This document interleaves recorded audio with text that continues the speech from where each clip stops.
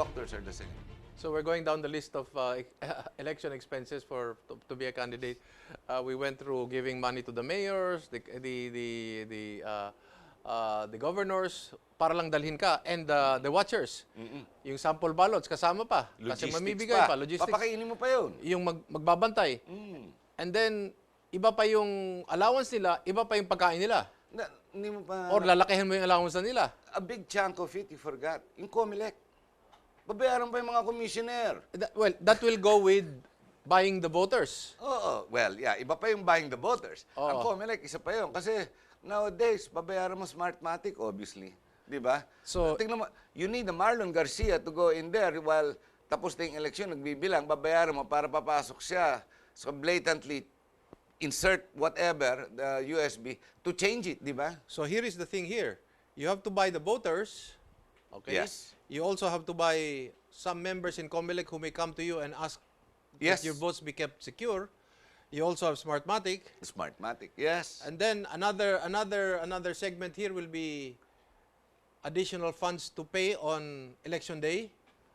Because kailangan magpalabas ka ng pera dyan. Oh, hindi ka pa kumikita eh. Oh, and then your opponent has come out, increased his expenses. Of course. Buying the voters for 200, which means you have to increase your expenses even 300 pesos or 500.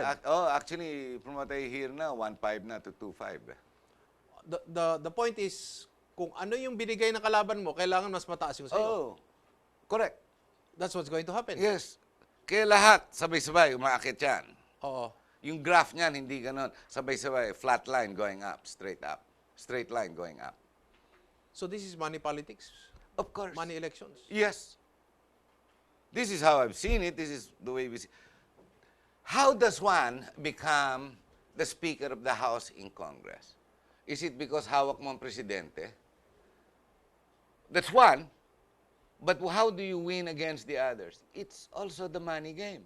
The ability to buy other congressmen. So if you are a Harry Tambuatco with sincere ideas, with a reform agenda, servant leadership for that matter, and all the good altruistic characteristics that an individual should have for public office, this has to be cloaked with a lot of money. Yes.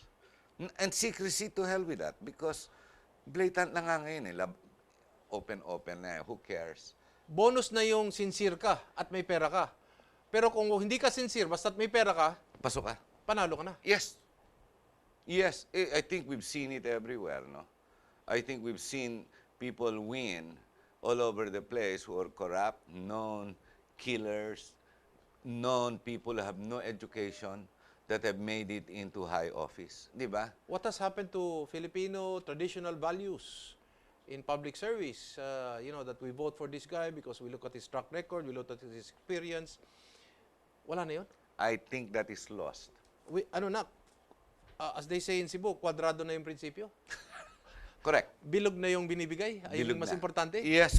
Yes. This has happened now since the turn of the century. Mukhang ganito na talaga ang labanan. Utilitarian? Yes. Ano na? What's in it for me?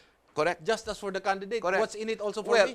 The morality and the makings of what we call the ideal Filipino is very different from the written word or whatever is written about the ideal Filipino. The reality of it is iba eh. Bilihan lang talaga. People are selling their votes because, of course, iba dun sa kapit na patalim. Or is it because they know that their public official is going to steal anyway? Yep. There's a frustration. And what happens is the people have become cynical about the system and the government that's on top of them. Because the government naman, wala naman tulong sa kanila. They will go about their ways. Huwag mo lang banggayin kasi harassing ka niyan eh. Hindi ka naman tutulungan sa hanap buhay mo eh. So they'd rather partake of the stealing also? Yeah, rather than government being your partner, it is what you call, just do what they want, pay them what they want with regulation, licenses, and whatnot. Tsaka huwag mo akong guluhin. Hindi ka naman tutulungan ng gobyerno eh. So to hell with platform of government? Did we hear any? That's just for purpose, just for sugarcoating? Did we hear any from the big political parties? Did you hear their platform? It's the same thing. Is that better education. Is that a knee-jerk thing for sugarcoating? Yes. Sadly, I sound cynic. I think it's turning out to be the truth. Yeah, no, but that is the very truth. That's the reality. I'll give you a scenario, Harry. A public official, executive, okay, for 3 years, whatever, city siya or probinsya, wala siyang gagawin. Hindi pa nga siya lalabas masyado sa opisina niya, magtatamad siya. Okay? Tapos, pagtakbo niya ng kampanya niya, yung kalaban niya, maraming plano, ito gagawin ko. Maybe, Yeah. ito gagawin ko sa syudad natin, ito plano ko, bagong daan, ganito, ganon, lahat, okay. And let's even assume he has a little modicum of financing to be able to spend, okay. But this incumbent guy, who does not do anything, inipon lang niya ang pera ng, Correct. ng LGU Mm. for 3 years, Mhm. okay. Ginawa niyang bangko yung LGU. And then, this is what he does on election day. Bye. Approaches the people and says, itong lahat ng pera na ito na inipon ko para sa inyo. Sa araw ng eleksyon, sa inyo lahat ito, bibigay ko. Sino mananalo? Siya, basta binigay niya. No, I'll give you examples Siya of it. mananalo? No, I'll give you exact examples of lungkot naman people. ng- okay. No, I'll give you exact examples of that in the Senate. Lapid. Okay. How many years siya nandun? Okay. Yung mga hindi ara. Manny Pacquiao, who's the terrific boxer. Oh, okay. Did he even attend Congress? Okay. Di ba? How many, yung mga oligarchs, mga dynasty sa probinsya. Tapos, Wala naman, hindi mo naririnig may ginagawa mga yan eh. doon lang sa sa LGU lang. Yung sinabi ko sa iyo, the one that I referred to. The guy says, etong lahat ng inipa kong pera, hindi ko ginalaw ito dahil ginawa kong bangko ang LGU. Sa araw ng eleksyon, pumila na kayo dahil Bibigay ko lahat sa inyo. lahat ito ibibigay ko sa inyo at sa susunod na 3 taon, wala tayong gagawin. Ipunin na naman natin. Ibibigay ko sa inyo lahat. Ganun ang mangyayari. Mananalo siya. Siya mananalo? Siya mananalo. Unless may kalaban siya na mas malaking pera ibibigay. Ha? How can you defeat the local government Oo, hindi. budget? Maraming dambuhala na milyonaryo dyan. Alam mo, in the last 6 years, our billionaires trebled their monies. Ngayon lang natin nakita ito. Yung mga may-ari ng mga kasino, people on top of the drug trade, di ba? Yung mga pera ng mga yan, look at the dollar billionaires in the Forbes list. Hindi lang dumami, yung kwarta nila, times 3. While the Filipino, ang taong bayan, namobre. Pero babalikan na naman sa tanong, bakit ka naman gagastos ng napakalaki kung ang sweldo ay ganun laang? What's in it? Obvious ba? Obvious ba? Ha? Eh, pagkikitaan na naman. So, public office are no longer for angels. No more. No more. Well, I had to try. I just refused to become the monster I was trying to replace. Okay. This is the sad truth. And that's why 2016 came. Na alam ko na, kabisado ko na. I'm not gonna go into this exercise, di ba? It's not like I require it to survive. I did not participate to become a government service person because I wanted to generate a better livelihood for myself. Okay. I had to try so that at least in my mind, I participated, I was rejected, and I had a plan. Okay. Diba? Okay. I've done that.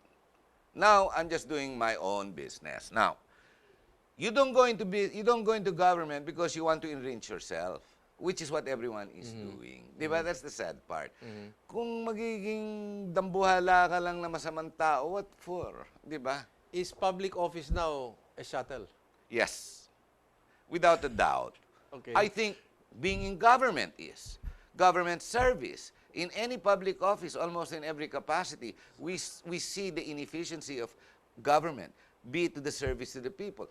You know, be it to the SSS, to whatever agency, even the GOCCs, it's all personnel. What's the difference between seeking a public office, getting a public seat, as against going to a mall, looking at the furnitures and deciding, I want to buy that? It's one and the same. It's one and the same. It's one and the same. What's the difference? Parang ganun lang. Pumunta ka sa isang mall at sabihin mong, yung silya na yan, gusto ko. Magkano ba yan? Ang difference, parang-pareho. That's your shopping. Kaya yung mayaman lang ang pwede. Big money is the only one that does that. You go into a mall. And then may bidding war. Yes. Kung may mas malaki kalaban mo. May sasabihin, hindi, ako gusto ko yan eh. Dalawa ngayon kayo. Bagsakan kayong dalawa ng pera. Tapos, ang mananalo niyan, kung sino mas malaki magbigay. It becomes worse because there are more of you bidding for this chair. And the price goes up. And the price goes up. and the price goes up. And that's why the people are happier because there's more money. Not necessarily, because sometimes it doesn't go to them. Who is the recipient of big expenditure in the last election? Okay. Channel 2, Channel Okay. 7, Channel 5, the newspapers. Di ba? They're the biggest recipients. Look at their sales. It bumped up 10, 15 billion each. Is this the reason why some politicians are into drugs and hueteng or suertres? I think it's consequential. It's where fast money is. I think the biggest money today is not even drugs. It's the casinos. We Okay. saw this example when we saw the $81 million that came in, di ba? Okay. How one person can play around with bringing in 300, 400 million. Ganun lang, and one day he can take it out.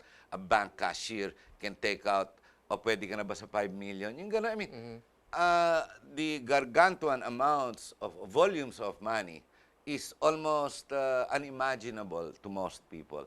And to them, it's what they do on a daily basis. Now, what is the future of our democracy if what we have discussed surgically, Well, where are we going if that is I'd like to think of a glass half full. I like to look at the new president who has won against all the stuff that we were talking Yes. about, against all disciplines of what I called SOP. He won in spite and above all of that. I can't say the same for the vice Okay. president, but definitely President Duterte, who's now president-elect, without a doubt, caught the imagination of the Filipino people. And I think we all have to watch out because this guy is not controlled by big business, by big industry. This guy has something to prove and to show to the Filipino people. And he has no debt with anybody. If he does, Okay. maybe it's personal. It's one or two, but that's okay. Maliit lang yan. He's not like indebted to PLDT in Pangilinan Yes, or yes. the Zobels. He's not indebted to the big families, di ba? Okay. Maybe Manny Villar, malapit sa kanya, di ba? Dambuhala rin yun, na bilyonaryo. But I think this guy is going to come up and teach us a few lessons. So And what- I think he'll teach the oligarchs a few lessons. You're saying it's half full.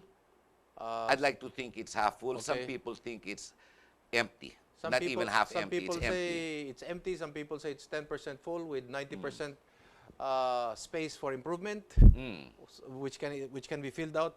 But that's as far as the presidency is concerned. But our democracy in general, is it mediocrity? Is it, some people call it democracy? Number one, I don't- democracy. I've Yeah. heard you say it's Yeah, democracy. well, I think there is a difference between a republic and a democracy to begin with. Oh, yes, yes. I think there's a very big difference, and until people realize the difference between the Yes, two yes. terms, we're supposed to be a republic.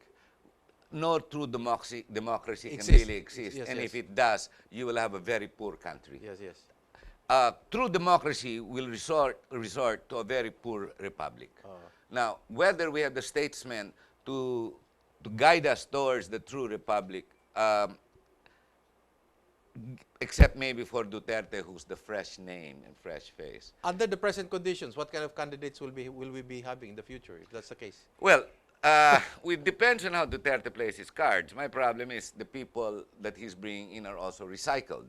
So that's the danger. As far They've as been that's there. the presidency, but local, I think the local will remain the same because the locals are, don't forget, in local government, these people have become little oligarchs already. Yes, yes, yes. Control na nila eh. Yeah. From employment down to everything. they have diba? the roots already grounded. Yeah, yes. tsaka hawak na nila yung taong bayan. Okay. Hawak na nila. And they will stay there for the next 100 years.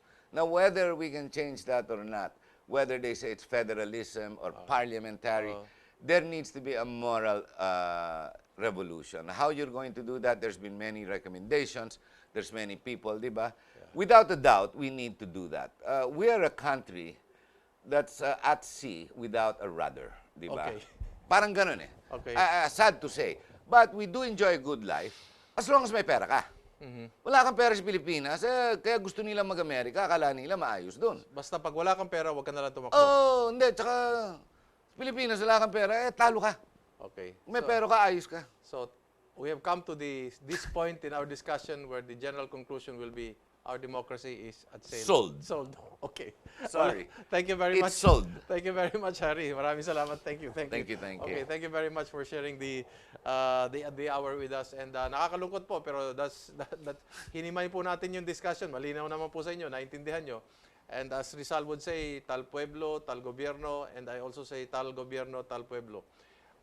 We'll see how our country and our republic will survive in the next 6 years, in the next, I don't know, will we still be here? Will this republic still be the same, the way our forebears expect it to be? Ito po si Eric Espina, palaging nagsasabi, magmasid, makialam, higit sa lahat ay manindigan. Dahil wala pong magmamahal sa Pilipino kung hindi ang Pilipino. Daghang salamat, mayong gabi kaninyong tanan.